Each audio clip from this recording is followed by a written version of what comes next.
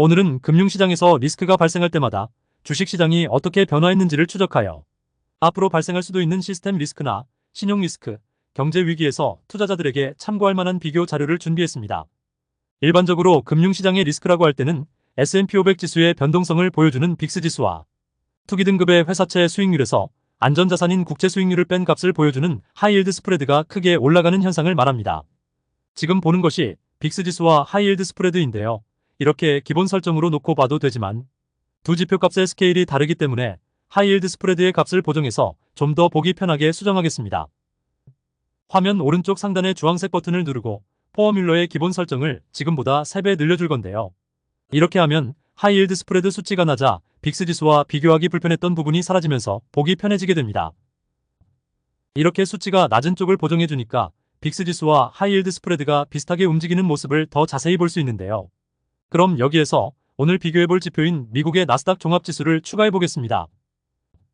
나스닥 지수는 현재 수치가 17,000이 넘은 상태로 이렇게 보면 빅스와 하이힐드가 아예 보이지 않기 때문에 이번엔 나스닥을 보정해보겠습니다. 나스닥은 빅스 지수와 비교 스케일을 맞추기 위해 수치를 250배 축소해보겠습니다. 이렇게 비교해보고 싶은 지표 간의 스케일 차이가 나서 보기 불편할 때는 한쪽 지표를 줄이거나 늘려서 보기 편하게 보정하면 됩니다. 이제 빅스 지수와 하이힐드 스프레드, 그리고 나스닥 지수를 보기 좋게 동시에 비교할 수 있게 됐습니다. 그럼 역사적인 구간을 자세히 보면서 금융시장의 리스크가 생길 때 나스닥이 어떻게 변화했는지 보겠습니다. 첫 번째로 볼 구간은 2001년의 IT 버블 붕괴 시기와 9.11 테러 시기입니다. 이 구간은 IT 주식들의 버블이 붕괴되면서 경제 침체 위기가 찾아오고 뉴욕의 세계무역센터 건물이 비행기 테러를 당하는 등 금융시장의 리스크가 부각되는 빅스 지수와 하이힐드 스프레드가 크게 증가하는 시기였습니다. 당시의 나스닥은 빨간색 박스 안의 모습이 스케일이 작아서 하락폭이 적어 보이는 것이지 실제로는 큰 폭의 하락을 보였습니다.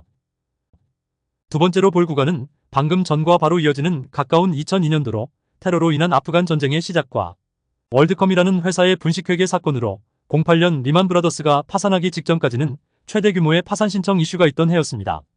이때도 빅스와 하이힐드는 크게 올라갔고 스케일이 작아 보여서 그렇지 나스닥 지수는 큰 폭으로 하락하는 상황이었습니다. 세 번째로 볼 구간은 2008년 금융위기입니다.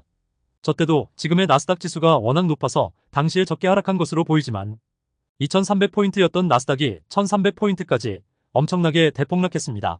당시는 미국뿐만 아니라 전 세계 증시가 초토화되고 우리의 환율도 크게 올랐었죠. 특히 이 시기는 스프레드에서 하이힐드 스프레드를 볼 수 있는 모든 구간 중에서도 역사적으로 가장 높았던 스프레드가 20%가 넘기도 했었습니다. 네 번째로 볼 구간은 그리스로 촉발된 유럽의 재정위기 시기와 2011년의 미국 신용등급 강등 사태입니다. 당시에도 빅스 지수와 하이힐드 스프레드가 급증했고 주식시장은 하락장을 맞이했습니다. 다섯 번째 구간은 2018년에 미중 무역 분쟁이 부각되던 시기로 이때는 신흥국으로 분류되는 아르헨티나와 터키의 경제 위기와 환율이 폭락하는 일이 벌어졌습니다. 이때 보이는 나스닥의 위치는 이제 빅스와 하이힐드 스프레드보다 위에 있게 됩니다. 2011년 이후로 미국의 나스닥 지수는 역사적인 대세 상승을 했기 때문에 수치가 크게 높아져서 이제는 비교 지표보다 위에 있으며 이전과는 다르게 빅스와 하이힐드의 움직임에 따른 나스닥의 상승과 하락의 움직임이 자세히 보이게 되죠. 여섯 번째 구간은 2020년 3월의 코로나 충격입니다. 이때는 빅스 지수가 역사상 최고치인 81을 돌파하기도 하는 등 금융시장의 충격이 금융위기 때와 견주게 될 만큼 세상이 망한다고 하던 시기로 위험지표인 빅스와 하이힐드가 엄청나게 증가했고 주식시장도 크게 폭락하던 시기입니다. 당시에 우리의 코스피 지수도 2200포인트에서 1400포인트까지 정말 제2의 금융위기가 오는 줄 알았던 시기였죠. 마지막 구간은 코로나 이후에 최근까지의 구간입니다. 2021년 말부터 급등하고 있던 물가지표로 인한 금리 인상 이슈와 22년 3월의 우크라이나 전쟁, 비트코인 폭락과 루나코인 사태 등등 빅스와 하이힐드 지수가 오르락내리락 크게 변동을 보이며 금융시장에도 불안감을 조성하던 시기였죠. 당시에는 이런 여러가지 이슈로 인해 나스닥이 16,000포인트에서 10,000포인트까지 크게 하락하기도 했습니다. 다시 최근에는 미국 주식시장이 역사상 최고가를 돌파하면서 빅스 지수와 하이힐드 스프레드 수치는 반대로 역사적으로 매우 낮은 구간에 위치하고 있죠.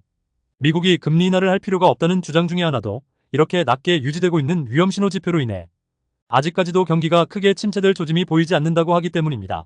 그러나 빅스와 하이힐드 스프레드는 매우 후행적인 지표로 주식의 움직임과 거의 동시에 움직이기 때문에 이미 이 지표들이 다 오르고 난 뒤에는 주식의 폭락과 금리의 인하가 크게 대두되고 있는 상황으로 금리 인하를 알기 위해서는 빅스와 하이힐드 스프레드보다는 미국의 다른 경제 지표를 보는 것이 훨씬 낫다는 판단입니다.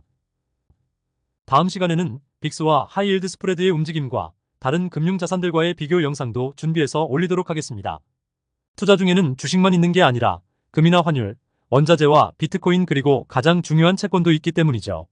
그럼 좋은 정보 되시길 바랍니다.